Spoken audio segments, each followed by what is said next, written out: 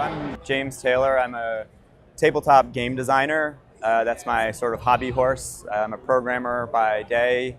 Yeah, and so we're here with table tiles in the IndieCade area of E3, which is my favorite area. It's like a little oasis away from all the madness of AAA games. I originally started, like I said, I program, and so I just find that there's a lot of things that have to happen when you're programming video games before you can get into some of the really juicy game design questions.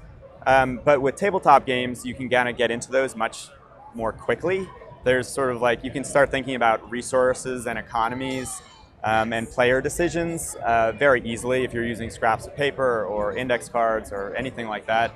So, and that's something that really lights up my brain. I don't know why. I mean, it's just something I've always been interested in. So this has been a very quick project. I was designing a game about politics I was going really strong with it in 2016. And it's a really delightful game, but it's also kind of complicated, and it was taking getting up to 2-hour playthroughs. And I was just getting a little bit frustrated with having to really almost force people to sit down and play a 2-hour thing. And I just wanted something that's minimalist, really quick. I wanted to tear down everything. So this project emerged out of that. This is the phoenix out of the ashes of, not that other project is dead, but this is just it's a relief for me to do something simple, very simple components, very simple graphic design. And then, so I started designing the game out of Scrabble tiles, and Scrabble tiles have a good feel to them, and that significantly informed the design of table tiles, which are these little wooden pieces.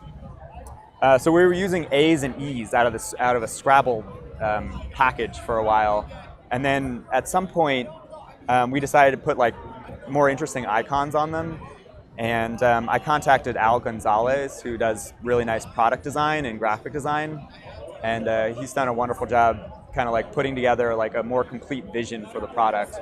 And we're marketing it towards hikers and adventurers, so we're trying to make this kind of natural materials, a very easy bag, a little cloth bag that's very easy to throw into your pocket or throw into a backpack. Right now we are manufacturing sets ourselves, but that is a very slow process. We're laser cutting the pieces, and so if we're really going right now, we can make maybe 20 of them in a day, and that would be a big day for us.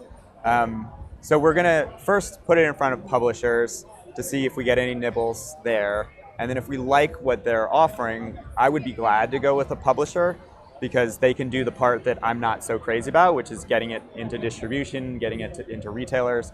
I don't have those relationships, but they do, so I would love for somebody to kind of do that part. If we don't like the offers that we get from publishers, we'll do a Kickstarter. We'll build up just go out to all these conferences and build up an email list, and we'll do a little mini Kickstarter to just kind of get it off the ground and get it into people's hands. We found that if we can get people the product, they're very excited about it, and it's pretty simple to explain. So they introduce it to their friends, so it has really good diffusion or word of mouth.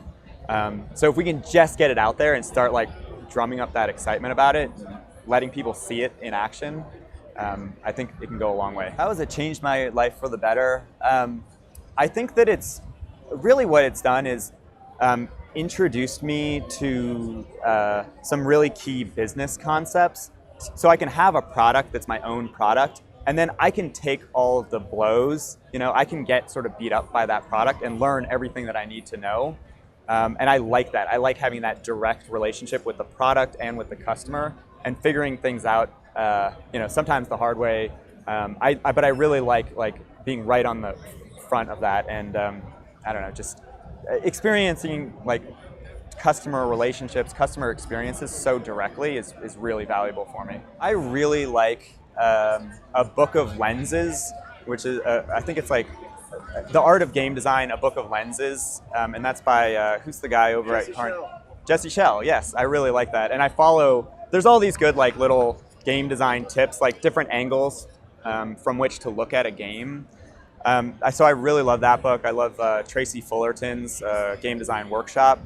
Those are fantastic beginning resources. And just making the stuff too. Just making stuff as quickly as you can, very simple prototypes, very cheap materials, and just get it in front of people. and just start seeing what emerges out of that game and follow what's happening there. Like start finding the things that are really fun and then start shedding the things that aren't fun. You can sign up for our email list at officialtabletiles.com. And it's a very simple website, just kind of like the same minimalist aesthetic that we're bringing to everything. But you can sign up to keep up with the product there, or you can follow me at TaylorJames9 on Twitter.